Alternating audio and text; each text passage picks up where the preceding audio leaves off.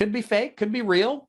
Maybe it's an honest, they underestimated, remembered it, right? And, you just need to keep going and they'll kind of remember it. Maybe they're just feigning that who cares? We don't know. But the only way that we know is if we rebut it, okay? You never give in and hang up. That's kind of the big thing. The other thing is, guess what you have to do on every single call? You anticipate this will always happen. You're going to hear this. It happens all the time. Assume it's going to happen. Be prepared to rebut. You got to be prepared. And understand it may take a couple times of you actively rebutting before they say the truth. Yes, okay, or no, or not. The rebuttal sequence we use is the ask method. And it's the same rebuttal, essentially, for anything that we hear. A, answer the objection. S, sell the appointment. And C, close. A answer is simple. No problem. That's fine. I totally understand.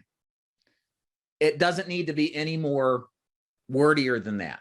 It can be, but it doesn't need to be most of the time. Why? Because what we've done there is we've showed them that there's no threat that they should be worried about. Because sometimes underlying the objection is the fear of being sold or stranger danger or whatever, right? So when you say something like, hey, that's okay, no problem, it sounds like it's no big deal, right? Kind of lets their defenses down a little bit. The next step is to sell the appointment. Remember, on some level, people are objecting to us, not based off of what they say, but their innate fears of what may happen when a person visits them or even over the phone tries to sell them. So we're selling against sometimes an unspoken objection, this anxiety, this fear, right, of a sales pitch. So the sale part of it is, all I need is 5 minutes to do my job, to deliver the information you requested, and what you do with it's up to you. And you almost want to say it. It kind of helps saying it with your hands up like this, like a defensive posture, like you're trying to like relax the person, say, hey, that's okay. All I need is 5 minutes to do what I need to do, and then I'll be out of your hair. What you do with the information is up to you. And you kind of want to say it in that like, hey, it's okay. Again, a relaxed voice, not an aggressive voice, but reassuring the prospect, it's no big deal.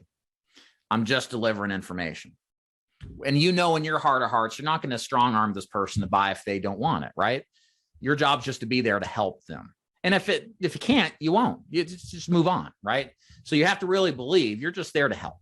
And help is not contingent on them buying or not. But we know making sales is contingent on getting appointments, which will happen because sometimes that's how we help. But sometimes help just ends up just confirming there's no opportunities, right?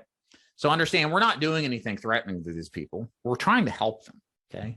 And so that's why you can say earnestly, we're just here to deliver information to you. What you do with it's up to you.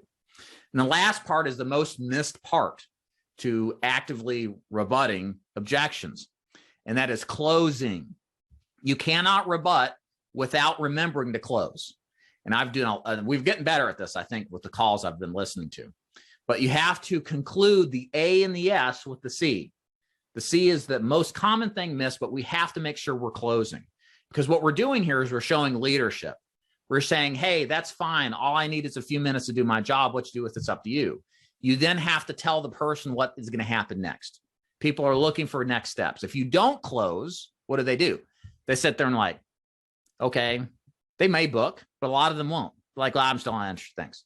So take it that next step always. And the way you close is just by closing with the same time. So how about I come by at 2 or does 10 work better? Or you rebut and you get back to asking them a question about their, favorite hobby if you're on the phone, right? Maybe getting into the pre-qualifying question. Depends on the nature of how pushy they are with proceeding.